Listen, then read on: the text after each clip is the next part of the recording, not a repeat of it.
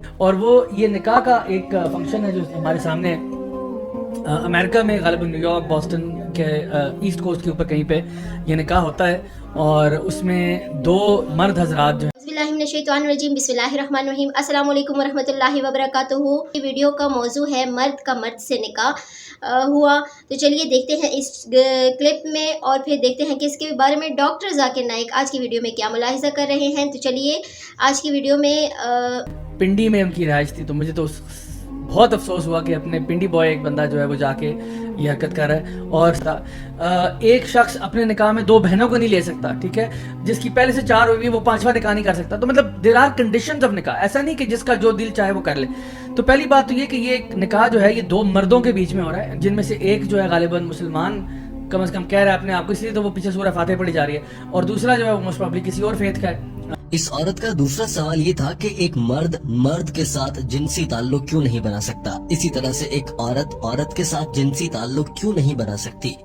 اسلام میں ہم جنس پرستی سے منع کیوں کیا گیا ہے۔ یہ عورت جاننا چاہ رہی تھی کہ شادی کے بعد ہی ایسا کرنے کی اجازت کیوں ہے، اپنی جنسی لذت حاصل کرنے کے لیے شادی کی ضرورت کیوں ہوتی ہے، اور ہم جنس پرستی جس میں مرد کو عورت کے ساتھ کرنے والے لذت ہی محسوس ہوتی ہے یا عورت کو مرد کے ساتھ والے تعلق کی لذت ہی محسوس ہوتی ہے، اس سے منع کیوں کیا گیا ہے۔ اس عیسائی عورت کا تیسرا سوال یہ تھا کہ جنت میں حضرت آدم علیہ السلام کے کہنے پر اما ہوا نے کچھ کھانے کا پھل کھا لیا تھا، جس کی وجہ سے آج تک انہیں بھگتنا پڑ رہا ہے، اور عورتوں کو بچے پیدا کرنے کی ذمہ داری دے دی گئی ہے کہ عورتوں کو ہی اسی درد سے کیوں گزرنا پڑتا ہے۔ اس عورت نے کہا کہ میرا سوال یہ ہے کہ کیا یہ سچ ہے کہ عورتوں کو بچہ جننے کی تکلیف اسی لیے دی گئی ہے کیونکہ اما ہوا نے حضرت آدم کے کہنے پر غلطی سے وہ پھل کھا لیا تھا، اسی لیے ساری دنیا کی عورتوں کو سزا کے طور پر اب بچہ پیدا کرنے کی تکلیف سے گزرنا پڑتا ہے۔ ڈاکٹر ذاکر نائک نے جواب دینے سے پہلے کہا کہ ہماری اس بہن نے اچھا سوال کیا ہے اور ان کے سوالات کو دہرایا۔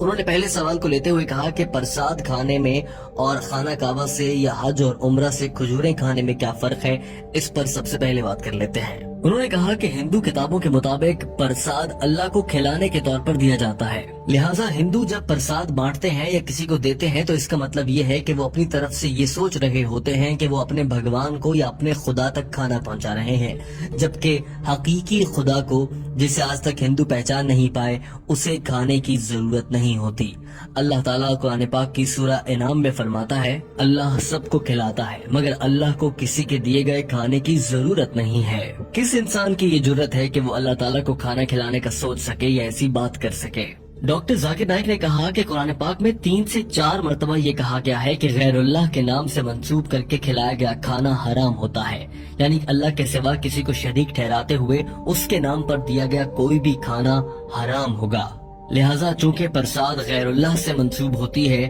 تو وہ کھانا حرام ہے۔ اب بات کر لیتے ہیں کھجور کی، جو کہ مسلمان خانہ کعبہ سے یا عمرے سے واپسی پر لاتے ہیں۔ ہم مسلمان کھجور کھاتے ہوئے یا آب زمزم پیتے ہوئے یہ ہرگز نہیں کہتے کہ ہم اللہ کو کھلا رہے ہیں، اور سعودی عرب کا سب سے مشہور پھل کھجور ہے، وہاں کی کھجوریں بہت مشہور ہیں، یہی وجہ ہے کہ کوئی بھی مسلمان وہاں سے کھجوریں لاتا ہے اور یہ کبھی نہیں کہتا کہ میں اللہ کو کھانا کھلا رہا ہوں، نعوذ باللہ۔ ڈاکٹر ذاکر نائک نے کہا کہ یہ بھی ذہن میں رہے کہ کھجور بہت مفید غذا ہے اور صحت کے لیے بھی بہت اچھی ہے، لیکن یاد رکھیے اگر ہندو پرساد کے نام پر کھجور بھی دے گا تو وہ کھانا حرام ہے، کیونکہ یہ غیر اللہ کے نام سے نامزد یا منسوب ہے، لہٰذا مسلمان اسے نہیں کھا سکتے اور یہ کھانا حرام ہوگا، بھلے کوئی ہندو پرساد کی صورت میں کھجور ہی دے رہا ہو۔ دوسرے سوال کی جانب بڑھنے سے پہلے ڈاکٹر ذاکر نائک نے کہہ دیا کہ یہ ہے ہندو اور مسلمان میں فرق کہ مسلمان ایسا نہیں سمجھتے کہ ان کے بنانے والے رب تعالیٰ کو، اللہ کو کسی کے کھانے کی ضرورت ہے، جبکہ ہندو ایسا سمجھتے ہیں کہ ان کے بھگوان کو کھانا کھلانے کی ضرورت ہے۔ ڈاکٹر ذاکر نائک نے کہا کہ ہماری اس بہن کا دوسرا سوال یہ تھا کہ ہم جنس پرستی کیوں غلط ہے، مرد کے ساتھ اور عورت کے ساتھ سیکس یا جنسی تعلقات کیوں نہیں رکھ سکتے، جبکہ مقصد تو لطف لینا ہی ہوتا ہے، اور اس کے لیے شادی کرنے کی کیوں ضرورت ہے، شادی کے بغیر یہ سب کیوں نہیں کیا جا سکتا۔ ڈاکٹر ذاکر نائک نے اس کا جواب دینے کے لیے قرآن پاک کی آیت کا حوالہ دیا اور کہا، اللہ تعالیٰ قرآن پاک کی سورہ اسراء آیت نمبر 32 میں فرماتا ہے کہ زنا کے قریب مت جاؤ کیونکہ یہ بے حیائی اور برا راستہ ہے، اور قرآن پاک میں ایک اور جگہ ارشاد فرمایا گیا ہے کہ اور تم مردوں کے ساتھ جنسی تعلق رکھتے ہو یعنی تم حد سے گزرتے ہو، بلا شبہ یہ بے حیائی ہے، یعنی تم اسلام میں لگائی گئی ہم جنس پرستی پر پابندی کو توڑنے والے ہو جو کہ حرام ہے، اور اللہ تعالیٰ نے میاں بیوی کے لیے ایک دوسرے کے دل میں محبت رکھ دی ہے. بے شک غور کرنے والوں کے لیے اس میں بہت سی نشانیاں ہیں. لہٰذا ہم جنس پرستی سے لذت لینا قرآن پاک کی روح سے انتہائی غلط ہے. اور ہم جنس پرستی میں لطف تو ہو سکتا ہے مگر محبت نہیں ہو سکتی، جو کہ اللہ تعالیٰ نے خالصتاً میاں بیوی میں ایک دوسرے کے لیے رکھ دی ہے. اور سائنس بھی یہ کہتی ہے کہ انسان حقیقت میں ہم جنس پرستی کو ناپسند کرتے ہیں. اب آپ یہ بھی نقطہ اٹھا سکتی ہیں یا اٹھاتی ہوں گی اکثر کہ ہم جنس پرستی دو لوگ اپنی مرضی سے کر رہے ہیں،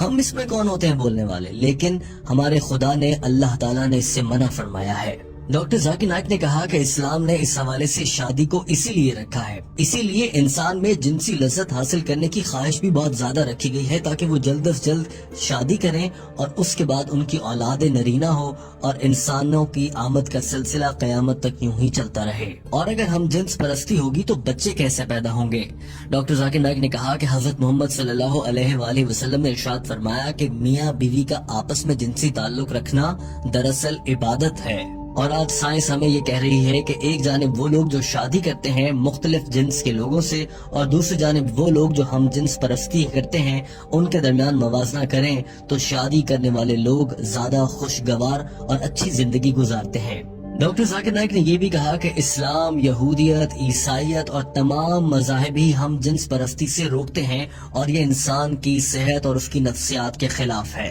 ڈاکٹر ذاکر نائک نے کہا کہ میں جب کینیڈا گیا تو میں نے وہاں پر دیکھا کہ ہم جنس پرستی کے اشتہار لگے ہوئے تھے، جبکہ کینیڈا جیسے ملک میں اس سے منع کیا گیا ہے. پوری دنیا میں اس سے منع کیا جا رہا ہے اور اب دنیا کو یہ سمجھ آ رہی ہے کہ یہ کام غلط ہے اور پوری دنیا اب ہم جنس پرستی پر پابندی لگا رہی ہے. مگر بھارت میں ہم جنس پرستی کو اور اس رواج کو فروغ دینے کی باتیں ہو رہی ہیں اور اسے عام کرنے کے لیے قانون بنانے کی باتیں کی جا رہی ہیں، جو کہ غلط ہے.